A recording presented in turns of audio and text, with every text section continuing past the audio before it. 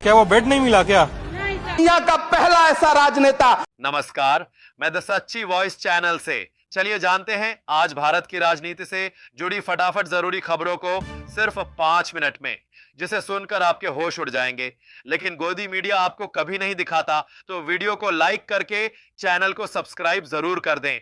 आज की पहली और सबसे बड़ी खबर दोस्तों, इमरान प्रताप गढ़ी ने आज संसद में फिर मोदी सरकार की बखिया उधेड़ दी और कहा कि अब तो रुक जाइए, 11 साल से नेहरू को कोस रहे हैं।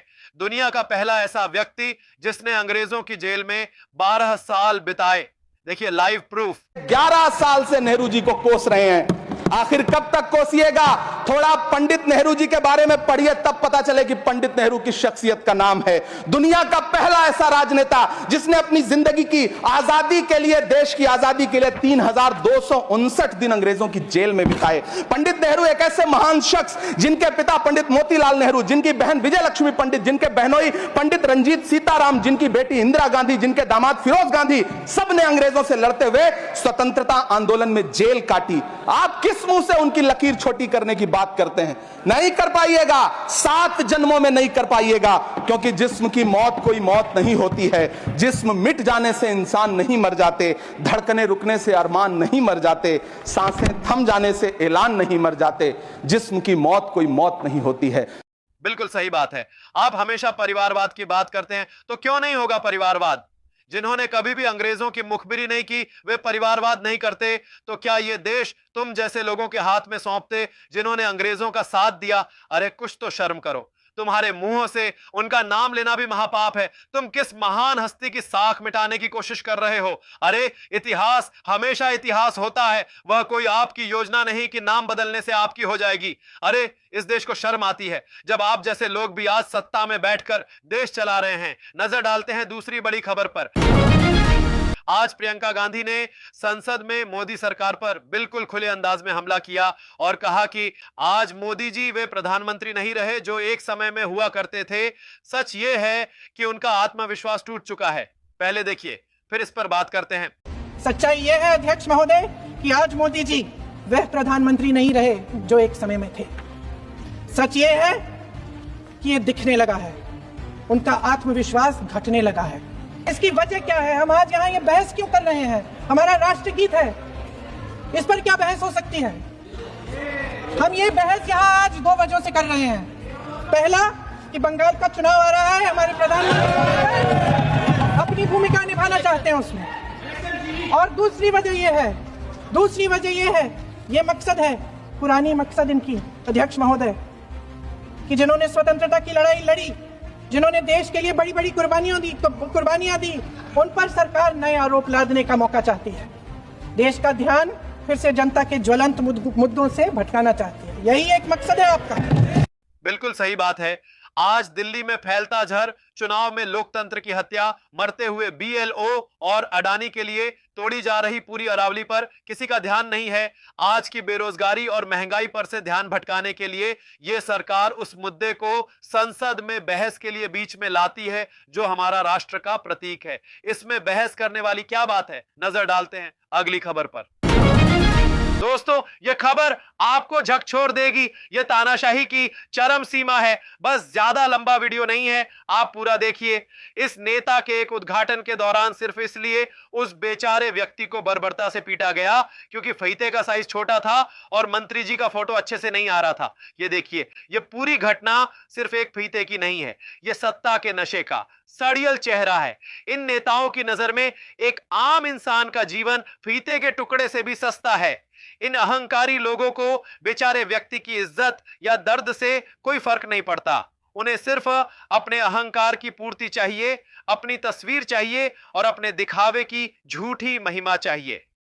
दोस्तों, जब एक छोटे से फीते के लिए ये लोग एक कमजोर आदमी पर हाथ उठा सकते हैं, तो सोचिए कि पर्दे के पीछे ये लोग देश के नियमों और संविधान के साथ क्या कर रहे होंगे। ये नेता सेवा करने नहीं आए हैं बल्कि राज करने आए हैं। आलोचनात्मक और नया कोण, ये लोग हर बात पर सनातन धर्म की दुहाई देते हैं, मगर इनके कर्म क्या हैं? किसी गरीब को मारना, उसकी इज्जत तार तार करना, क्या यही सनातन का धर्म है? ये धर्म का चोला ओढ़कर हमें सिर्फ और गुमराह कर रहे हैं, जबकि इनके असली भगवान तो कैमरा, फीता और कुर्सी हैं। जब फोटो खराब हो रहा है तो इनका धर्म खतरे में आ जाता है। अब आप ही बताइए, जिस देश में फीते के साइज के लिए आदमी को पीटा जाए, क्या वह देश विकास की ओर बढ़ रहा है या तानाशाही के दलदल में धंस रहा है? इन लोगों को जनता का सेवक नहीं बल्कि मानसिक रोगी कहकर इनकी जगह अस्पताल में होनी चाहिए। नजर डालते हैं अगली खबर पर। दोस्तों, ये वीडियो देखिए और फिर सोचिए कि आज शीतकालीन संसदीय सत्र में इतिहास को कुरेदकर उसमें से किसी न किसी तरीके से जवाहरलाल नेहरू और गांधी को दोष मढ़ा जा रहा है। वह अलग बात होती अगर कोई तथ्य आधारित दोष होता। ये तो मनगढ़ंत दोष है जो कभी हुआ ही नहीं। लेकिन इन मुद्दों पर देश में कब बात होगी? क्या वो बेड नहीं मिला? क्या बेड नहीं मिला? इनको भी बेड नहीं मिला? बेड नहीं मिला सर। मतलब मैं इसको आईसीयू कह भी नहीं पा रहा हूँ। अगर आईसीयू ऐसा है तो यहाँ पे कौन सा इंटेंसिव केयर होता होगा ये मुझे नहीं पता। शौचालय की हालत देखो इधर। तो साहब हम लोग आगे डीएमसीएच देखने, कई लोगों ने कहा तो हमको लगा कि देखना चाहिए डीएमसीएच को, जिसकी बदहाली के इतने सारे किस्से सुने, उसमें काम कैसे होता है, क्या होता है। 7 मेडिसिन लिखा डॉक्टर ने और इसमें 4 दिया है, बाकी 3 बोला बाहर से लेने। एजेंट घूमते रहते हैं इनके यहाँ पे, जैसे मेडिसिन लेके निकलते हैं वो पूछते हैं दवा लेना है क्या। हाँ, दवाई बिक रही है। दवा बिक नहीं रही है। हाँ, तो कोई प्रॉब्लम है? कैमरा बंद कीजिए ना, बाद में हम बता दें। सारे कुछ हम बता दें, आप कैमरा पहले बंद। प्राइवेट कंपनी का दवाई हम लोग वार्ड में भी नहीं लेते। तो सर कैसे पर्चे पे कैसे लिखा हुआ मिला? यहाँ देखिए, यहाँ इतना घालमेल है कि हम आपको उतना एक्सप्लेन नहीं कर सकते हैं। आप सिस्टम का पार्ट है। हम सिस्टम का पार्ट हैं, हम नहीं बता सकते। अब 3 दिसंबर को भाजपा सरकार बना दो। भाजपा मध्य प्रदेश सरकार सभी को बारी बारी फ्री ऑफ कॉस्ट अयोध्या में रामलल्ला का दर्शन करा देगी। साथियों, ये देश तानाशाही बनने से कुछ ही दूरी पर है। यहाँ हमारे जैसे गरीब लोगों का कोई मूल्य नहीं है। लोग अस्पतालों में मर रहे हैं।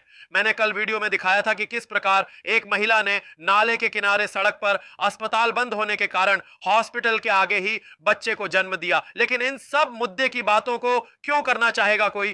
कोर्ट ने अरावली को अडानी को बेच दिया। अब ये अरावली जो देश में मरुस्थल को रोके हुए है, गोदी मीडिया सत्ता के तलवे चाट रही है। संसद में पिछले 11 सालों से और गोडसे को भगवान बनाने में लगे हुए हैं और अब वंदे मातरम पर तो बहस होती रही। लेकिन दिल्ली की जहरीली हवा, देश में आदिवासियों की उजड़ती जमीनें, गरीबों के उजड़ते घर, इन्हें कोई बड़ी बात नहीं लगती। सुप्रीम कोर्ट ने अरावली को अडानी को दे दी। गोदी मीडिया सत्ता का गुणगान करने में लगा रहता है। साझा करना चाहेंगे? नजर डालते हैं अगली खबर पर। दोस्तों, यह खबर सुनकर आपका दिमाग सन्न रह जाएगा। गोवा में एक भीषण अग्निकांड हुआ जिसमें 25 मासूम लोगों की दर्दनाक मौत हो गई। यह कोई मामूली घटना नहीं, यह सीधा नरसंहार है। और इस रेस्टोरेंट का मालिक वह गिरफ्तार होने से पहले ही इसी इंडिगो की फ्लाइट पकड़कर विदेश फरार हो गया। क्या यह सिर्फ एक संयोग है? नहीं, यह साजिश है। यह डबल इंजन सरकार की असली व्यवस्था है। जिस इंडिगो की फ्लाइट आज आम आदमी के लिए नरक बनी हुई है, उसी इंडिगो ने इस दरिंदे मालिक को वीआईपी रास्ता दिया होगा। एक तरफ देश के एयरपोर्टों पर हजारों यात्री इंडिगो एयरलाइंस के निजीकरण की मार झेल रहे हैं। कोई पैड मांग रहा है, कोई गर्भवती होकर तड़प रहा है। और दूसरी तरफ देखिए, इस तानाशाही तंत्र में अमीरों और अपराधियों के लिए क्या व्यवस्था है ताकि वह देश छोड़कर भाग सके। यह साबित करता है कि कानून और व्यवस्था सिर्फ गरीबों और विपक्ष के लिए है। हमारी सरकार कहां है? जो सरकार हर बात पर बड़ा बड़ा फोटो छपवाती है, वह इस अपराधी को भागने कैसे दे सकती है? यह सीधा सीधा सवाल है देश की गृह मंत्रालय और प्रधानमंत्री कार्यालय से। जब आम नागरिक को एयरपोर्ट पर 2 घंटे पहले पहुंचने के लिए कहा जाता है, तो यह अमीर अपराधी लापता होने से पहले ही विदेश कैसे भाग गया? सच्चाई यह है कि इस देश में अगर आप अमीर हैं, सत्ता के करीबी हैं, तो आप किसी की जान ले सकते हैं और आराम से विदेश भाग सकते हैं। और जो गोदी मीडिया दिन रात मंदिर मस्जिद पर चिल्लाता है, इन 25 मौतों और अपराधी के फरार होने पर एक शब्द नहीं बोलेगा। यही इस दोगली सरकार और इसके तानाशाही तंत्र का काला सच है। नजर डालते हैं अगली खबर पर। दोस्तों, अब ये सब देखने के बाद चुप मत बैठना। अगर आपको किसी खबर या साजिश पर गुस्सा आया है, वो अपनी पूरी भड़ास कमेंट में निकालिए और इस वीडियो को अंधभक्तों को शेयर कीजिए। यही आपकी सबसे बड़ी देशभक्ति होगी। और हां, अगर आप सच में चाहते हैं कि हमारी सच्ची पत्रकारिता मजबूत बने तो सब्सक्राइब जरूर कीजिए। और अगर आप भी मेरी तरह साफ आवाज चाहते हैं तो डिस्क्रिप्शन में वायरलेस माइक का लिंक दिया गया है।